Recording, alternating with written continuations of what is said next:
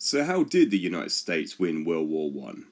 The war had started with the Kaiser Wilhelm II wanting to construct a direct railroad link from Berlin to Baghdad in Al-Iraq, so he could have a pipeline route to get oil straight out of Iraq.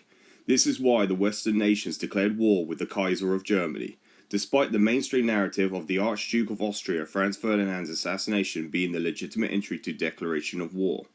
The Western world disagreed with this railroad and went to war with Germany during the periods of 1914 to 1918.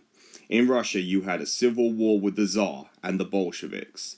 In 1917 started revolution. Lenin, along with his gang members, broke criminal men out of prison, and one of these men was Joseph Stalin. Then instigated revolution. The Bolsheviks ended up ruling the country and surrendered 50% of their economy, the Atlantic centered, and 25% of their troops to Austria, Hungary, and the Kaiser because Germany had won the war against Russia. And you could look up reference with the Treaty of Brest-Litovsk. At this point, no one could stop the Kaiser because he had won the war at this point. He was invulnerable, and then America declared war in Europe. The President of the United States, Thomas Woodrow Wilson, declared war. He wanted in on the war so bad, but he faced problems, and he approached individuals who presented Wilson with solutions to these problems. He faced an invulnerable Germany who was winning the war. A few thousand expeditionary forces to land on the beaches of France, such as Normandy. These forces would have been speed bumped by France.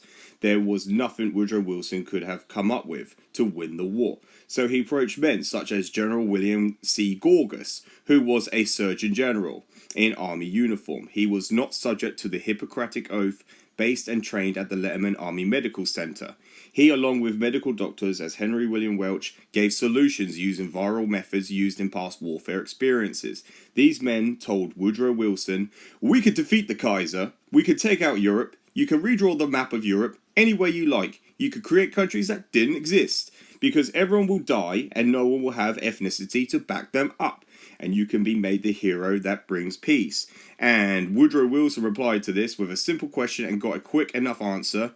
"Wilson, how many Americans will die?" And Gorgas said, "Around 20 million. Then Woodrow Wilson responded with, "Then go for it." And that's exactly what Wilson said. So General William Gorgas ordered his men to transfer prisoners. These were conscripts, draftees, out of Letterman Army Medical Center in St. Quentin, California, and shipped to places in Kansas such as Fort Riley, Camp Funston, and Fort Leavenworth, all in places in Kansas in unrefrigerated boxcarts with live chickens. They learned that from past warfare experiences with biological weapons about influenzas. They knew all flus are bird flus, all flus are swine flus. And the reason for this is because all flus sourced from Asia. All the Asians for thousands of years lived in subsistence agricultural economies. They all lived with their poultry and pigs, the swine. And because of that, the chicken roll gives the flu to all the pigs and the swine gives it to the humans. This is because the mammal structure of pigs and the anatomy of the deoxyribonucleic acid anatomy is so similar to a human's, they use pig heart valves to replace human heart valves. This is why all Asians and all bow to greet one another so they don't spread germs or diseases and don't shake hands. This is why Adolf Hitler and Benito Mussolini trained all their people to do the Roman salute, because they didn't want their people shaking hands. This was to prevent them people from catching diseases the Americans started in World War I, which killed practically everyone in Europe. That's why they went back to the Roman salute. So with all of the birds, they are all a biomass in this world. They spread the infection known as the virus. Viruses are ancient. They have been here since the dinosaurs. For millions of years, viruses developed in the stomach lining and intestinal tract of the dinosaur. Now there's no more dinosaurs. They live in their distant relations, the birds, their descendants. So all the birds in the world form a giant biomass where viruses constantly evolve and mutate. Humans are a fly speck on the windshield of viral life. When there's no more birds to be had, they pick sloppy seconds and they choose us. Humans, they don't really prefer us. So Surgeon Gorgas transferred these prisoners hundreds of miles from St. Quentin, California, all the way to Kansas at Camp Funston. They inhaled all that particulate fecal matter from all the live chickens in the unrefrigerated boxcarts, arrived at Camp Funston, or arrived sick, laid in quarantine areas cut off from the outside world, with medical doctors waiting for the men to get sick, to die, developing symptoms like pneumonia. The men who were sick developed H1N1, hemagglutinin 1, pneumonitis 1. This is the big one, the worst disaster that ever occurred in human history. Completely man-made, completely artificial.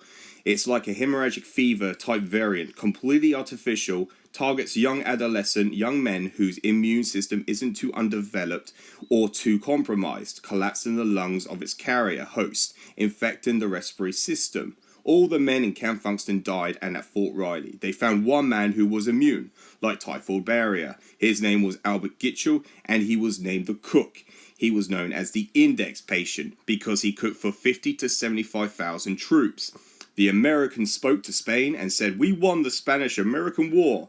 We have taken away all your possessions in terms of war loot. We can pay you reparations if you allow us to disembark into the trenches of Europe, if you allow our expeditionary forces to arrive in your country."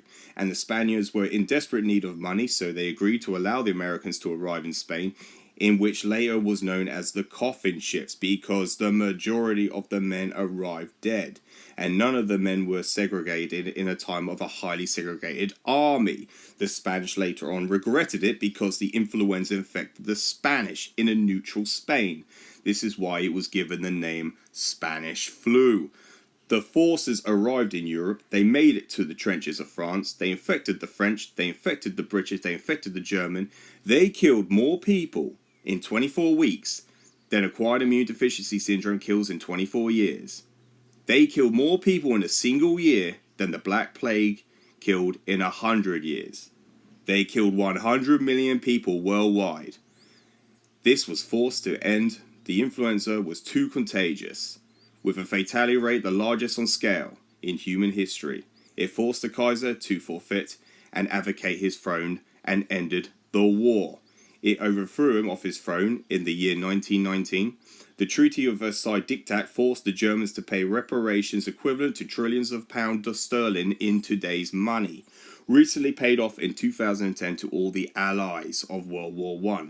And the Democratic Socialist Thomas Woodrow Wilson was made Nobel Peace Prize winner of 1919 after his committed killing frenzy of death. And there you have it. Thomas Woodrow Wilson, he won the war, created countries such as Poland and Czechoslovakia that didn't exist for hundreds of years prior to World War I.